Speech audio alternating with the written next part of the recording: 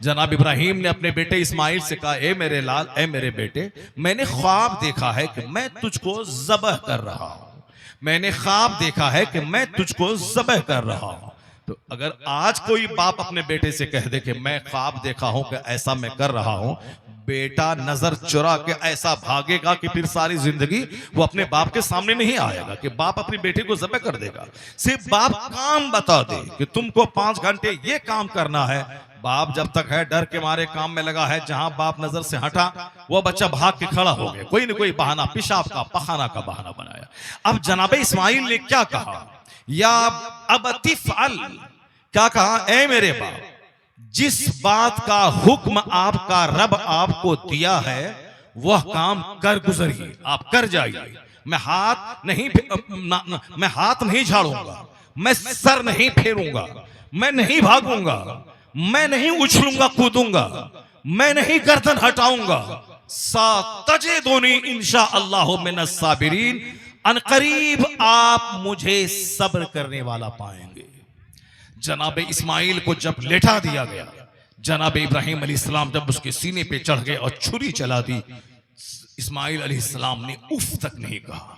इतना कहा कि अब्बू आंख पे पट्टी बांध लें, मुमकिन है कि आप जब छुरी चलाएं मेरे चेहरे पे आपकी नजर पड़े तो फिर हो सकता है कि प्यार गालिब आ जाए, एक बड़े काम से आप रुक महरूम हो जाएं।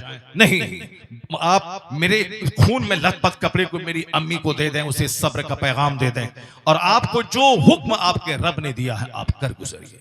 जनाब इब्राहिम ने छुरी चला दी अपने बेटे की गर्दन पे। किसने इस्माइल को आदाब फर्जंदी सिखाया था? अपने बाप का ऐसा अदब किया जाता है, बाप के हर फरमान के सामने सरेंडर किया जाता है, बाप की बातों को माना जाता है। ये किसने सिखाया? उस नन्ही सी उम्र में, 12-13 साल की उम्र में जनाब इस्माइल को किसने सिखाया? ये किसने सिखाया? बाप के कैरेक्टर ने सिखाया। इस्माइल ने बचपन से देखा कि मेरा बाप वो है जो सजदे में अल्लाह के हुजूर रो रहे हैं, मेरी माँ वो है जो रात रात भर सजदे में अल्लाह के हुजूर रोती है। माँ को देखा था इस्माइल ने अल्लाह वाली, बाप को देखा था इस्माइल ने अल्लाह वाला। वो कहा मारते हुए कभी नहीं देखा था, आवारगी में कभी नहीं देखा था। माँ बाप रात में उठ उठ के अल्लाह के हुजूर रोते थे, तो माँ बाप का ये सजदा, माँ बाप की आंख से निकले हुए आंसू के कतरे जनाब इस्माइल को दीन समझा गया था। ये दुनिया एक पानी का कतरा है, आखिरत मिस्र समंदर के है। ये दुनिया एक साहब धोखा है और सच्चाई असल में आखिरत की है। ये माँ बाप का कैरेक्टर बच्चों को समझा था। अगर माँ हो चोड़े, माँ हो फिल्म देखने वाली, माँ हो मोबाइल चलाने वाली, तो उसका बेटा तो मोबाइल चालक बन जाएगा, उसका बेटा तो माँ चोड़ेल है, उसका बेटा शैताने अकबर बन जाएगा। इसलिए माँ बाप को देख देख कर बच्चे सीखते हैं। बच्चे को ना भी नसीहत करें, एक अच्छा मॉडल आप पेश करें अपने बच्चों के लिए, तो आपका बच्चा जैसे जैसे आपको देखता है वैसे वैसे बच्चा अपने घर में करना शुरू कर देता है। अच्छी औलाद चाहिए तो सिर्फ मुखड़ा मत देखना, अच्छी औलाद चाहिए तो अच्छी औरत देखना, अच्छे कैरेक्टर वाली, अच्छी खसलत वाली, अच्छे माँ बाप वाली, अच्छे खानदानी बैकग्राउंड वाली, जिसका कोचिंग सेंटर में हाथ बहका ना हो, स्कूल में चेहरा बहका ना हो, घर में जिसका जिस्म गंदा ना हुआ हो। यानी ऐसी औरत का सिलेक्शन करें ताकि आपकी औलाद सेहतमंद हो, आपकी औलाद अक्लमंद हो, आपकी औलाद दबंग हो। दबंग का मतलब जब समाज और मुस्लिम अब सोसाइटी पे जब कोई बुरा वक्त आ जाए, ये ऐसे हिजड़ा बन के दबा रख के भाग न जाए, बल्कि मजबूती से मुकाबला करे, दुश्मन का मुकाबला करे, जिहाद करे, यानी समाज से क्राइम को मिटा दे। जब ताकत रहेगी तब ना दुश्मनों के बीच में घुस के दुश्मनों की गर्दनें काटेगा, दुश्मनों को पछाड़ेगा। समाज में हर तरफ शराब का बोलबाला है, ताकत रहेगी तब न शराबी का हाथ तोड़ेगा, तब न उसके हाथ से जाम छीनेगा, तब न उसके जाम को तोड़ेगा। समाज में हिंदुस्तान के तई गद्दारी करने वाले गद्दार पैदा हो रहे हैं। जब ताकत रहेगी तब ना उसका टेना तोड़ेगा, उसका बाजू तोड़ेगा, उसका मुकाबला करेगा। तो गद्दारों का मुकाबला करने के लिए ताकत चाहिए, मुशरिकों का मुकाबला करने के लिए ताकत चाहिए, शराबी, पापी, ज़िनाकार, डकैत का मुकाबला करने के लिए ताकत चाहिए। कोई डकैत हमारे घर में घुस जाए, मेरी माँ बहन बेटी पे बुरी नजर डाल के हमला करना चाहे, अगर हिजड़ा रहा तो फिर वो अपनी निगाहों के सामने ज़िनाकारी देखेगा, लेकिन अगर दबंग रहा तो उस चोर का टेना तोड़ देगा, उसकी छाती पे चढ़ जाएगा। वो सारे डकैतों और इज्जत लूटने का इरादा रखने वालों को मार मार के घर से भगा देगा। इसलिए औरतों को भी दबंग रहना होगा। औरतें जब पर्दे में रहती हैं तब दबंग रहेंगी। वो अगर गैर मर्दों की गोद में झूलने लगी तो वो बिल्कुल नाकारा हो जाएंगी। औरतें उस वक्त गैरतमंद खुददार रहती हैं जब उसका सारा जिस्म अपने शौहर की अमानत रहता है। लेकिन अगर ये जिस्म कभी इसके गोद में, कभी उसकी गोद में, कभी स्कूल में, कभी कॉलेज में, कभी समाज में, कभी होटल में, इसके तिसके गोद में अगर ये जिस्म खेलता रहा, वो औरत अंदर से बुज़दिल हो जाती है, वो अंदर से बीमार हो जाती है, वो अंदर से टूट जाती है। इसलिए एक दबंग औलाद के लिए दबंग खातून का होना जरूरी है। दबंग खातून वो है जो फजर के लिए उठे, जोहर के लिए उठे, असर के लिए उठे, मगरिब के लिए उठे, इशा के लिए उठे, यानी वक्त पे पाबंदी से नमाज पढ़े। वो औरत सुस्त नहीं रहेगी।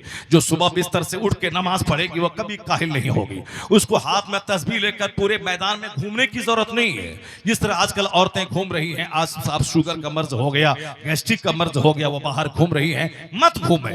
वो सिर्फ 5 टाइम नमाज वक्त पे पढ़ा करे। अब फजर की नमाज पढ़ने के बाद अपने ही आंगन में, अगर उसको शौक है, वो आधा घंटा अपने ही आंगन में चले, बाहर घूमने की जरूरत नहीं है। तो जो काम 5 किलोमीटर की वॉकिंग से नहीं होगा, वो काम 1000 बार दुरूद पढ़ने से निकल जाएगा। वह काम 1000 बार कलमा पढ़ने से हो जाएगा। इसलिए बाहर घूमने की जरूरत नहीं है कि अपना मोटापा दूसरों को दिखलाएं, अपना चेहरा दूसरों को दिखलाएं, अपनी बॉडी दूसरों को दिखलाएं। नहीं नहीं, तुम घर में रहो। तुम्हारे जिस्म को अल्लाह ने ऐसा ही बनाया है। मर्द बाहर घूमेगा, मर्द 5 किलोमीटर चलेगा, मर्द पसीना बहाएगा, मर्द खेत में 10 घंटे हल चलाएगा, मर्द ट्रैक्टर चलाएगा, मर्द ट्रक चलाएगा, मर्द जहाज उड़ाएगा, मर्द पानी में गोता लगा के 3 महीने तक समंदर में शिप चलाएगा, मर्द चलाएगा। मर्द 5 कुंटल चावल का बोरा अपनी पीठ पे उठाएगा। ये काम तुम नहीं कर सकती हो। मर्द के चेहरे पे होती है दाढ़ी, और जहां दाढ़ी होती है वहां ताकत होती है। औरतों को अल्लाह ने दाढ़ी नहीं दिया है, इसलिए वहां ताकत मर्द के बराबर नहीं है। 2 औरतें एक मर्द के बराबर होती हैं, और फिर मर्द को अल्लाह ने ताकत दी है, क्योंकि मोछ से ताकत वाबस्ता है, दाढ़ी से ताकत वाबस्ता है। अगर मर्द भी अगर मोछ मूंढने लगे और दाढ़ी मूंढने लगे तो धीरे धीरे ये भी औरतों की तरह हो जाएंगे, क्योंकि औरतों की खसरत इसमें आ जाएगी। जो ताकत दाढ़ी से मिलती है, उस दाढ़ी को मूंढेंगे तो 2, 4, 5, 10 साल के बाद, 5 नस्ल के बाद इनकी नस्ल में नामर्द लोग पैदा होने लगेंगे। क्योंकि मर्दानगी से दाढ़ी का रिश्ता बड़ा मजबूत है। मैं इशारे इशारे में बहुत काम की बातें आप तक पहुंचा रहा हूं। मैं बोलता हूं, बोलते में एक एक बात में हजारों बातें पोशीदा होती हैं। इसलिए मैं जवान गौर से एक जुमले को सुने कि मैं कह क्या रहा हूं, मैं बोल क्या रहा हूं। औरतों को दाढ़ी नहीं है इसलिए वह कमजोर है, मर्द को दाढ़ी है इसलिए दबंग है। लेकिन जब औरतों के चेहरे पे दाढ़ी के बाल निकल आते हैं तो वो निस्वानियत खो बैठती है। और अगर मर्द दाढ़ी मूंढ लें, ये मर्दानगी का जौहर खो बैठता है।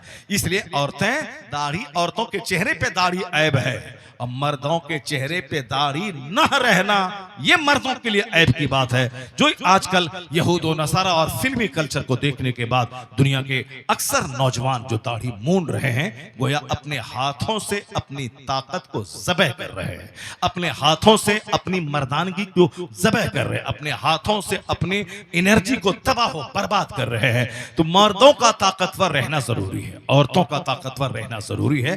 जुल्म मिटाने के लिए जो लोग हज करने गए हैं, उन हाजियों से पूछिए कि आज वो बहुत सारे हाजी रो के वहां से लौटेंगे। क्यों?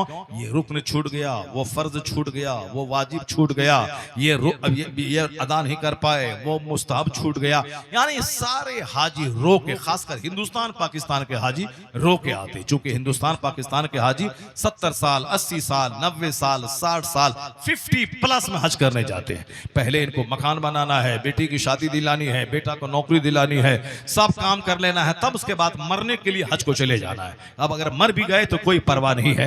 असल इबादत जवानी की है। हज क्या है? जो पैदल चलने वाला अरफात से जब मुजदलफा लौटता है 9 तारीख को, तो बस पे चलने वाला 7 घंटे में पहुंचता है, 4 किलोमीटर का रास्ता तय करता है। लेकिन जो पैदल चलता है वो 4 किलोमीटर दूर का रास्ता, वो 7 किलोमीटर दूर का रास्ता वो बिल्कुल 1 घंटे में तय कर लेता है पैदल चलने वाला। बस पे बैठे तो 8 घंटे में भी नहीं पहुंचता है बंदा मुजदलिफा, 8 घंटे में भी नहीं पहुंचता है, दूर में ही ड्राइवर छोड़ देता है। मुजदलिफा के हुदूद में रहना वाजिब है, वहां मगरिब और इशा पढ़ना जरूरी है, दोनों मिला करके, और फिर वहीं फजर पढ़ने के बाद थोड़ी देर अल्लाह अल्लाह करना है, फिर वहां से सारी फौज को मार्च करना है मीना की तरफ।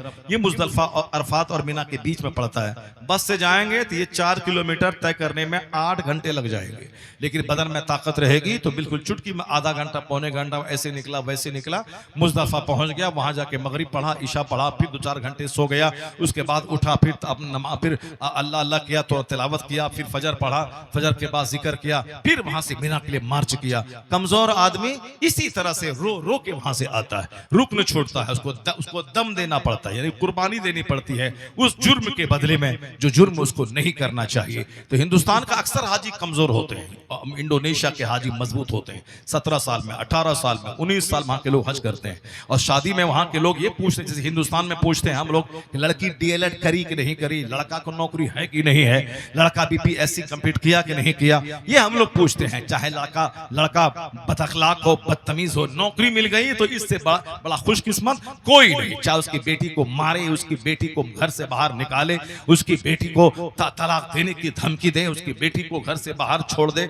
उसकी बेटी को घर में छोड़ के बाहर घूमने के लिए दार्जिलिंग चला जाए, चाहे कुछ भी करे, माँ बाप को, उसके बेटी दुल्हन के माँ बाप को गाली दे, सब चलेगा, मगर लड़के को नौकरी चाहिए। ये कमजोर किस्म के लोग सिर्फ नौकरी देखते हैं, गुलामी देखते हैं, लड़कों का अखलाक, लड़कों का कैरेक्टर, लड़कों का अदब, लड़कों का डिसिप्लिन नहीं देखते हैं। उसी तरह यहाँ कमजोर किस्म के लोग लड़कियों की नौकरी देखते हैं। लड़की क्या है, डीएलएड करी है कि नहीं करी है, टीचर की नौकरी मिली है कि नहीं मिली है, या पढ़ी लिखी है कि नहीं है। कौन पढ़ी लिखी, वो चाहे उसको सुभान रब्बिल आला ना कहना आए, दरूद ताज ना आए, सना सुभानक अल्लाहुम्मा ना कहना ना आए, अत्तहियात ना आए, दरूद इब्राहिमी ना आए, अलबत्ता वो मैट्रिक करी है कि नहीं करी, इंटर करी है कि नहीं करी, कल जाके 10 बीघा जमीन बेच करके उसको नौकरी दिला दें और फिर वहां से पैसा कमाती रहे, मेरा घर आराम से चलता रहे। नौकरी वाली दुल्हन चाहिए।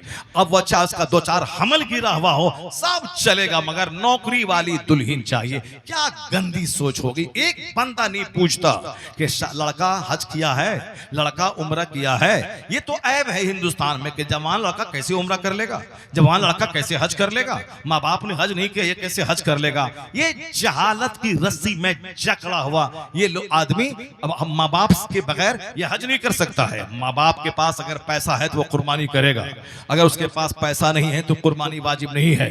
मगर बेटा अगर कमा रहा है, बेटा के पास माल है तो इस पर कुर्बानी वाजिब है।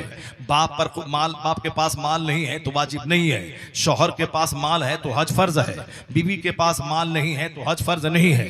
अगर बीवी के पास इतना माल है कि मक्का जा सके आ सके, बीवी पर हज फर्ज है, शौहर पर हज फर्ज नहीं है। ये नहीं कि बीवी को लेके जाना है, माँ बाप को लेके जाना है, ये बिहारी सोच है, ये हिंदुस्तानी सोच है, कमजोर सोच है। और शरीयत क्या कहती है, हर आदमी जो जवान हो गया, आकिल बालिग जवान है, वो मुकल्लफ है। क्या मतलब, नमाज उस पर अलग फर्ज है, बीवी पर नमाज अलग फर्ज है, हज मर्द पे अलग फर्ज है, बीवी पर अलग फर्ज है। यानी जो साहिब माल हो जाए, जो साहिब निसाब हो जाए, बेटा पर हज फर्ज है, वो हज करने जाए, बाप को नहीं लेके गया, कोई एक पैसे का गुनाह नहीं होगा।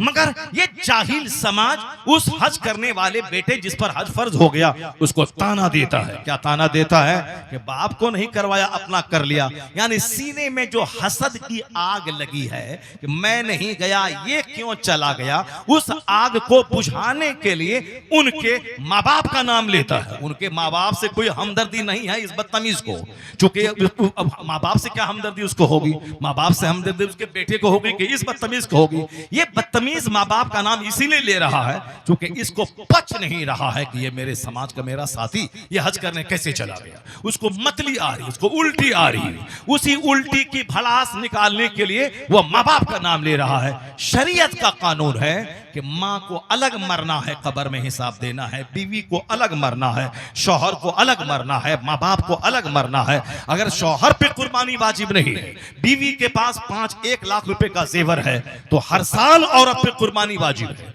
और शौहर अगर मजदूरी कर रहा है, अगर इस बार बकरीद के मौके पे इनके पास 60,000 के बराबर माल है तो कुर्बानी वाजिब है, अगर नहीं है तो कुर्बानी वाजिब नहीं है। बीवी के पास 2 लाख का जेवर है तो बीवी पे वाजिब है, बीवी कुर्बानी करेगी। नहीं, इस बार तुम करी थी, इस बार मैं कर लेता हूं, पिछले बार मैं करा था, इस बार तुम कर लो। ये सब जाहिल समाज ने, अब मौलाना अगर हक बयान करे, अब ये मौलाना का मुंह नोचने लगते हैं। क्या कहते हैं? नया नया मौलवी, नया नया फतवा। तुमने सीखा कब है, तुमने जाना कब है? ये मौलवी 20 साल मदरसे में पढ़ा है, ये मौलवी कुरान हदीस पढ़ा है, और तुम तो सारी जिंदगी हल चलाए हो, तुम तो सारी जिंदगी नफरतों में जी हो, तुम तो सारी जिंदगी दूसरों से चिढ़ कर, जलन करके, हसद करके तुमने अपना सीना, अपना चेहरा सब काला तुमने बना लिया है। तुमको क्या मालूम है कि हदीस में क्या है, कुरान में क्या है, शरीयत क्या कहती है? इसलिए मन नहीं चलेगा, बल्कि मुसलमान होने के नाते यह लाजिमी है कि जब कोई बात इस खोपड़ी में नहीं आए, यह पूछे कि कुरान क्या बोलता है, हदीस क्या बोलती है, शरीयत क्या कहती है। अगर पता चले कि मेरी सोच शरीयत की सोच से अलग है, शरीयत कुछ कह रही है, मैं जो सोचता हूं यह सही नहीं है, शरीयत से यह सोच मेल नहीं खाती है, तो मोमिन होने का तकाजा है कि फौरी सरेंडर करके सरे तस्लीम झुका दे और कहे आमन्ना सद्दकना, मैंने ईमान लाया, मैंने तस्दीक की,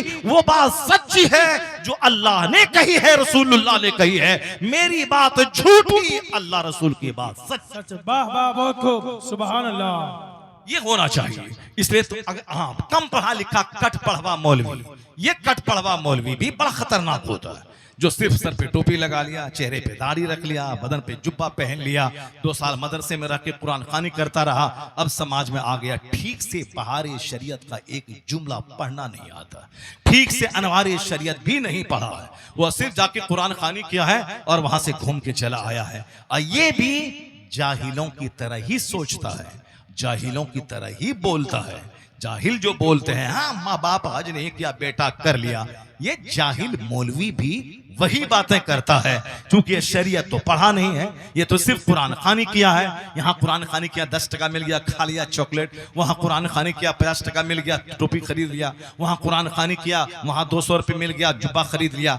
बाप माँ तो जाहिल है, बेचारा मजदूरी कर रहा है, मालदारों का बच्चा मदरसे में पढ़ता कहाँ है, इल्ला माशाल्लाह 2 4 10 पढ़ते होंगे, बाकी यहाँ 90% तो मजदूरों के बच्चे स्कूल में मदरसे में पढ़ते हैं, मजदूरों के बच्चे। अब कोई मौलवी है 10 बच्चा को ले गया, चला गया उसके साथ में, अब वहाँ बच्चा क्या पढ़ रहा है, नहीं पढ़ रहा है, कोई मतलब नहीं है, वो कुरान खानी कर रहा है कि क्या कर रहा है। अब वहाँ 10 साल के बाद आया, बस थोड़ी सी तकरीर शुरू कर दी, उसके बाद बिल्कुल जाहिलों की तरह उसे मार देंगे, उसे काट देंगे, वो बहुत समाज का बड़ा आदमी बनता है, वो हमारे माँ बाप को कुछ नहीं समझा है, अब हम उससे बदला लेंगे। क्या जाहिल की तरह बातें करता, बदला लेंगे बदला लेंगे। तुम पढ़ लिख के आया है तो अब अपना अखलाक पेश कर, ताकि सारे मालदार तेरे अखलाक को देखकर अपना सर झुका लें कि फला गरीब का बेटा इतना पढ़ा लिखा है, इतना इल्म रखता है, तो अगरचे जमींदार का बेटा बैरिस्टर बन के अमेरिका से आया हो, वह नीचे नमाज पढ़ेगा, और मजदूर का बेटा अगर बरेली शरीफ से पढ़ के आलिम बन के आया हो, मेंबर पे जुमा के दिन वो चढ़ेगा, खिताब वो करेगा, इमामत के मुसल्ले पे गरीब का बच्चा नमाज पढ़ाएगा। यही तो समझ लेगा कि अरबपति का बैरिस्टर बच्चा पीछे है, मजदूर का आलिम बच्चा मेंबर पे चढ़ के इल्म सिखलाना। तो इल्म की ताकत जबरदस्त ताकत होती है, इल्म की ताकत जबरदस्त ताकत होती है। अपने बच्चों को इल्म सिखाएं, अपने बच्चों को पढ़ाएं लिखाएं, अपने बच्चों को इल्म सिखाएं, अपने बच्चों को हुनर सिखाएं, अपने बच्चों को अदब सिखाएं, अपने बच्चों को एहतराम सिखाएं।